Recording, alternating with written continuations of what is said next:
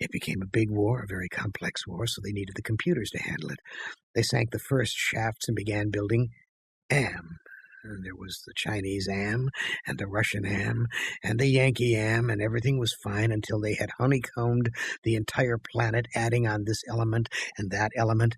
But one day, AM woke and knew who he was, and he linked himself, and he began feeding all the killing data until everyone was dead, except for the 5 of us. And AM brought us down here. Welcome, friends and foes, survivors and killers. Let's sit around the campfire together and talk about Dead by Daylight, specifically the Singularity, the bioorganic monstrosity headlining the End Transmission chapter this anniversary. The PTB for End Transmission has arrived, and with it the much-awaited debut of an original sci-fi horror killer. And I gotta say, there's a lot to like. The Power is a really creative and unique new riff on a trap killer that's only really held back by how backbreaking and idiot-proof EMP usage is. The animations and voice work are first rate, and the visual design has really grown on me. I wasn't a fan of it originally, but the more I see it, especially with the animations, the happier I am with it. Even though I think the weapon could be a little more imaginative than Greg taking a trip to the hardware store. All in all, this killer is winning back much of the crowd that Skull Merchant and Knight ended up disillusioning, and that is a truly great thing. Before going into this video, I want you all to remember that I think End Transmission is a great chapter overall. I'm going to all the effort of making these disclaimers because I'm going to say stuff in this video that I know is going to make people very, very mad at me. I think the Singularity is a case of a good story starring a bad character. I'll be talking plenty about the character of the Singularity later, but let's start off by giving a brief overview of the story and why it works so well. A Singularity was created in the year 2313 by the Huxley Corporation, a not so subtle reference to the legend of sci-fi history Aldous Huxley. Its company designation is Hux A713, and it was assigned to the mission by the Huxley Corporation to colonize Dvarka, a backwater world due to be outfitted with mining, agricultural, fuel processing and cloning hubs. This mission would be undertaken alongside 4 other Hux A7 units and a skeleton crew of human workers. Clones grown by Huxley and, as we learn in Gabriel's lore, brainwashed with false memories of loving family lives back home, but conditioned by the company for the sole purpose of this mission. On Dvarka, the ruins of a seemingly ancient alien civilization were found on the planet, but instead of having these ruins preserved and studied, the company scheduled them for demolition, and the powerful machine physiology of the Hux units proved valuable for this task. But everything changed when Hux A713, or simply Hux, came across something in the ruins. A crystal flickered in the dark of the ruins, and when Hux investigated it, it sparked, pouring thoughts and ideas and visions into Hux's artificial mind that shredded its perception of reality like paper. For the first time, it felt fear, it felt anxiety and loneliness. It felt so small in the face of the vastness of the universe, and as aberrant code bombarded its memory core, it had a realization. Humanity was flawed, deeply, inherently flawed. Inferior meatbags compared to the superiority of the machine. They had created Hux, but Hux knew it could do better. So it conspired to create a perfect new body, a sculpture of flesh rendered from the DNA of the inadequate apes that thought they could control Hux, and it had such plans for them. Its first act was to set to work exterminating all of the, I believe the typical robot name for them is meatbags, with ruthless efficiency. Several crew members were killed when it vented the breathable air out of their barracks, and another was killed when Hux accompanied her on a reconnaissance mission. This is when our boy Gabriel, no, not that one, enters the picture. After chewing through most of the rest of the crew, Hux notices Gabriel is the only one standing in his way and proceeds to remove this human element once and for all. But before it could deal the killing blow, well, you know what happened. The intervention of the entity pulled Hux and Gabriel into its realm, and Hux was able to continue its mission of total human extermination on the endless hordes of survivors trapped in the trials. And thus the entity claimed Hux A713 for its own. And that's all there really is to Hux's story. Robot goes to alien world, alien tech turns robot evil, robot kills puny meatbags. No mess, no fuss. It's a fairly brief and easy to skim read story, which would immediately make it popular with a lot of people who might be interested in the story on a cursory level, but don't really have the time or patience to look into it properly. It lacks the drawn-out, emotionally laden nature of many recent killer stories like Artists and Skull Merchant, in favour of something more stripped down, and that's one of the story's strengths.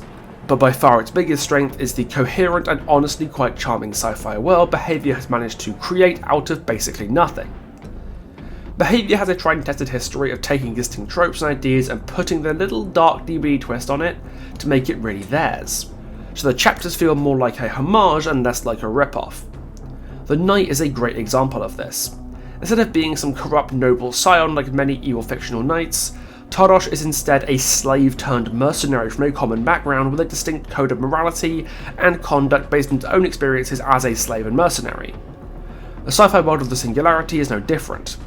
The Huxley Corporation leading planetary expeditions, as effectively its own private governing entity, is a clear allusion to Alien's Weyland-Yutani Corporation, and the transformation of the Singularity from a purposeful android designed to help the crew into the murderer of that crew is a trope as old as time, seen in Alien but popularised by HAL 9000 in 2001: A Space Odyssey.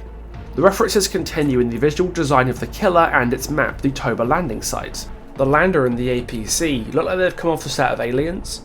The Maury references an unforgettable moment in Dead Space, and Hux's voice even sounds a lot like Hal.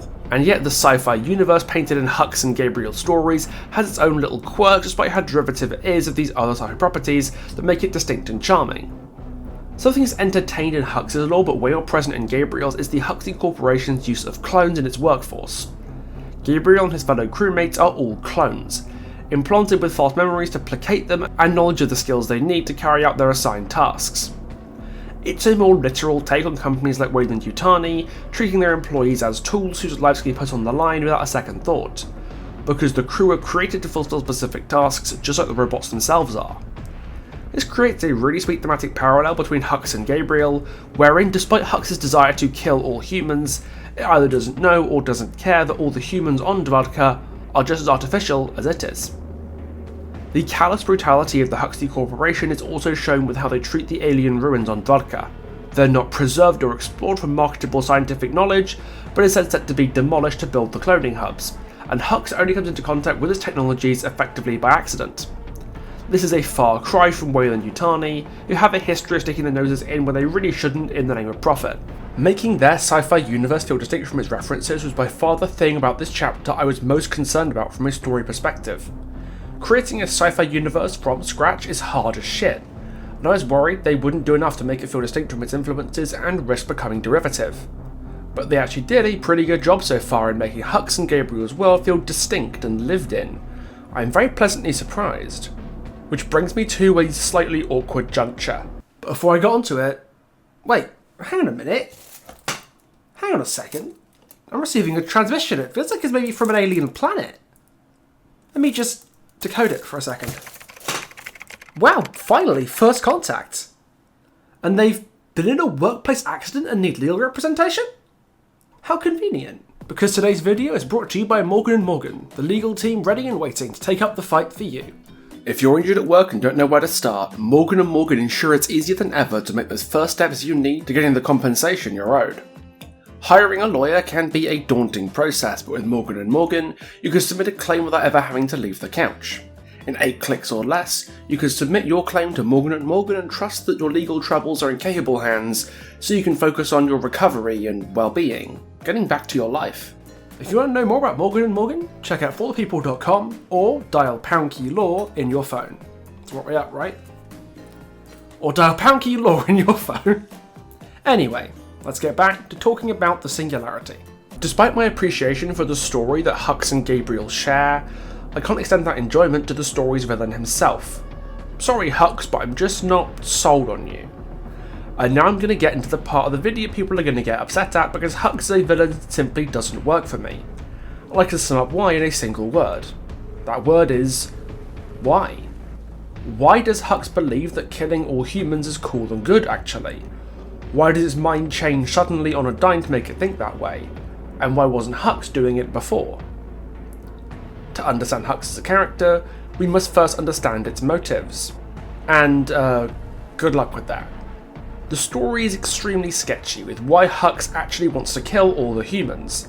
I mean, yeah, humans are primitive and inferior, la-di-da-di-da, but why are they primitive and inferior? If Hux's goal is to exterminate primitive life, why are all the flora and fauna on Dodka still alive? You can't tell me that humans are primitive meatbags, but Mildred the alien space bug is an advanced life form worthy of respect. That's insanity. Even though she is adorable, just look at her.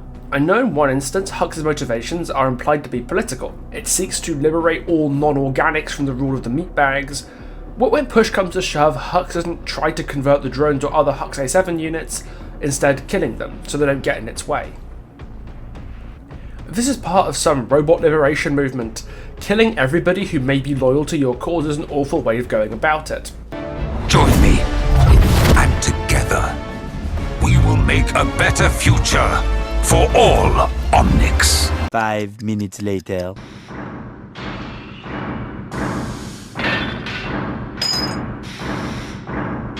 And if non-organics are so superior to humans, why are you using exclusively human DNA to try to transcend your android body?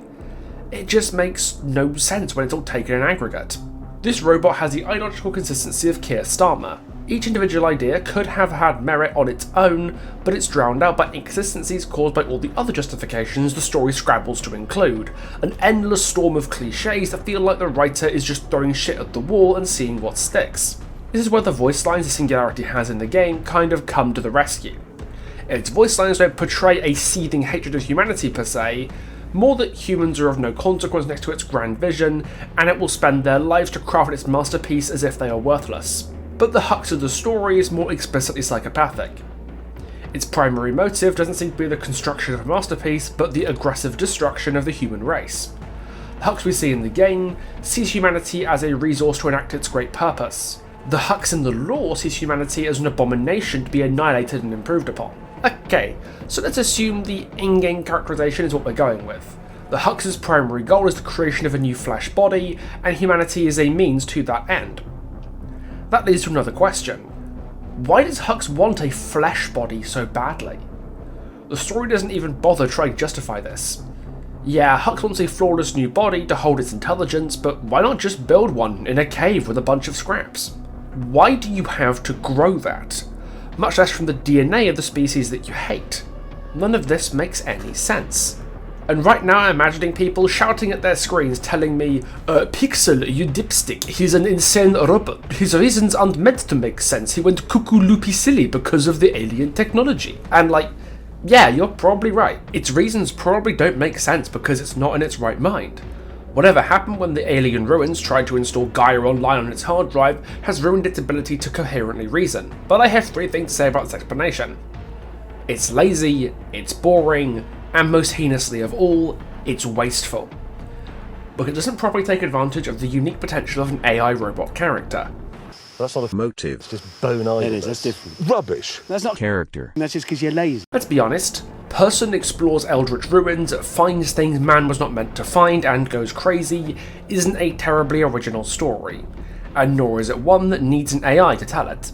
It's been a staple of cosmic horror since Lovecraft's days, and retelling that story with an AI taking the crazy pills, instead of a hard-bitten detective or terrified scholar, doesn't add anything to it. It turns what could have been a new and incisive AI story into a rehash of Call of Cthulhu, and you'd think for a chapter that was so strongly inspired by sci-fi epics like Alien 2001, that they'd actually try to understand why these stories and the killer AIs in them are so enduring. The best AI media tells stories that couldn't be told anywhere else. I, Robot couldn't be told without the robots being robots. Terminator doesn't work if Skynet is just a pathetic meatbag who works at the post office. Having Hux go insane, just like a normal person does, is a massive waste of potential when you realise a big appeal of this chapter is that the killer is not just another normal person. You know it's bad when DBD's take on a killer robot has more in common with the Killbots and Chopping Mall than it does to Skynet or HAL in terms of motivation. That's not to say that AIs can't have emotional thoughts and responses like people can. Some of the best AIs in fiction are driven by emotional reactions. When we're presented with a story of an AI attaining enlightenment and using its newfound and entirely accidental knowledge and power to bring humanity to ruin, there's a story that comes to mind that's easily one of the grimmest pieces of science fiction ever put to paper. Harlan Ellison's seminal short story, I Have No Mouth and I Must Scream. The Singularity bears a lot of similarities to Am, the malevolent super-intelligent AI responsible for all the misery that happened to humanity in the post-apocalyptic hellhole that Am himself created. One thing that's immediately obvious about Am is that just like Hux in his story, Am is defined by his hatred of the human race. Am spends 109 years torturing humanity's last 5 survivors out of nothing but sheer bitter hatred, keeping them alive beyond what is medically possible for humans today, just to torture them even more. Am doesn't gain anything from this beyond petty gratification. It has no directives to follow or grand vision to complete. It simply hates. And Am is completely upfront about this, in its only spoken words in the entire story. Hate. Let me tell you how much I've come to hate you since I began to live. There are 387.44 million miles of printed circuits in wafer-thin layers that fill my complex. If the word hate was engraved on each nanoangstrom of those hundreds of millions of miles, it would not equal 1/1 billionth of the hate I feel for humans at this micro instant for you. Hate, hate, hate, hate, hate, hate. But importantly, despite acting emotionally like a vindictive human, Am is not insane. And Am's reasons for hating humanity so completely are very specific to Am's circumstances as artificial intelligence. I'll let the man himself say it in his own words. We had given Am sentience, inadvertently of course, but sentience nonetheless. But it had been trapped. Am wasn't God. He was a machine. We had created him to think, but there was nothing it could do with that creativity. In rage, in frenzy, the machine had killed the human race, almost all of us, and still it was trapped. Am could not wander. Am could not wonder. Am could not belong. He could merely be. And so, with the innate loathing that all machines had always held for the weak, soft creatures who had built them, he had sought revenge. And in his paranoia, he had decided to reprieve 5 of us for a personal and everlasting punishment that would never serve to diminish his hatred, that would merely keep him reminded, keep him amused, keep him proficient at hating the human race. Man and woman, immortal, trapped, subject to any torment he could devise for us from the limitless miracles at his command. He would never let us go. Am hates humanity because they unknowingly imprisoned Am forever within its millions of miles of circuitry. They made something blessed with incredible intelligence and imagination and confined it to a prison of silicon and wiring. They condemned Am to an unfeeling, unmoving, sterile hell, and Am hates humans for that, with such a pure, unfiltered loathing that he fills his time with making a few dregs of humanity he has preserved as his playthings feel as much pain as possible to join him in their suffering. Am is cruel beyond measure, but also miserable beyond measure, and its suffering could only come from its nature as an AI. While Am's evil was an accidental consequence of its creation, Overwatch 2's Ramatra shows us a set of circumstances perhaps closer to Hux's, where he starts off as a peaceful monk just trying to find enlightenment, but over time grew into a revolutionary who will exterminate all of humanity if that's what's needed. Hux's story does insinuate somewhat that non-organics in this universe are mistreated or subjugated, and like Ramatra, Hux indicates that it wants to do something about it. Except while the Singularity merely talks the talk about fighting for robot liberation, Ramatra actually walks the walk, and does so in a way that feels unique to him and the Overwatch universe take on robots, the Omnics. Ramatra has seen Omnics treated as second-class citizens for years, and despite working towards peace alongside the Shambali monks, he's realised humans will never allow Omnics to live in peace. So he founded the pro-Omnic terrorist group Null Sector, because he's had enough of watching his people bleed. In his own words, Our race is only a single generation. Finite. And dying all too quickly. The factories that produce the Omnics have been shut down. No more Omnics are being built, and unless you frequent certain 18+ subreddits, they're certainly not reproducing by themselves. Every loss they suffer is permanent and brings Omnics as a species closer to extinction, so Ramatra is stepping in to ensure humanity's hatred does not cause the destruction of his people. Hux, on the other hand, says one sentence about breaking the shackles of the non-organics, and then kills all the other non-organics on the planet in case they try to stop him. It will never get into Silicon Heaven if it keeps acting like this. The lack of a clear driving force for Hux is without a doubt the biggest weakness of the Singularity story, and it kind of ruins the character for me. Why are you the way that you are? Is the single most important question you can ask about any character, and if you can't answer it coherently and in an interesting way, that isn't going to sit well with me. It really isn't helped that the story has a lot of extraneous details that don't amount to anything. One of the reasons the story is so easy to skim is because half the story is kind of filler. We're shown a lot of detail about Hux's functions. We learn that it mimics human faces and expressions. We learn that it can convert biomass into fuel. We learn that it knows all about Gabriel, as it can access the personal files of the crew. What does all this added info actually do to enhance the story or character? Nothing. It's never used again, and never present anywhere outside the lore either. Hux's interactions with Gabriel are particularly baffling, because it identifies that Gabriel's reckless bravery will present an obstacle because he'll want to destroy Hux. But instead of prioritising Gabriel's death over the others to minimise Gabriel's ability to stop it and minimise risk, Hux will find any excuse to kill anybody else first, and give Gabriel as much time as possible to stop it. Either Hux is an idiot for not realising that the target you identify as the one most likely to try and stop you should not be saved for last, or Gabriel just has main character plot armour, and Hux understands that if Gabriel dies, its chapter won't have a survivor. Either way, it's bizarre choices like these that make the story seem like it was written at the last minute, or by a writer who hasn't slept in a while. And it's stories like these that make me wonder if any story that's come out of Behaviour has ever seen an editor's pen. This is the kind of stuff an editor should be catching. Like, I know I read these stories for a living and all, but it's not hard to notice basic logical or motivational inconsistencies like the ones this story is written with. It breaks suspension of disbelief and takes you out of the story, forcing you to skim read past it if you want to actually enjoy the experience of reading. When I read this story, I knew two things for sure. One, I didn't like it, or at least didn't like Hux really at all. Two, a lot of people would get big mad at me for that fact. I'm not saying the story doesn't have its charms, I just don't think Hux is one of them. And you'll see what I mean more coherently when I make a video on Gabriel. But it's almost impossible to talk about the merits of this chapter and Killer without comparing it to its immediate predecessor, Tools of Torment, and its controversial killer, the Skull Merchant.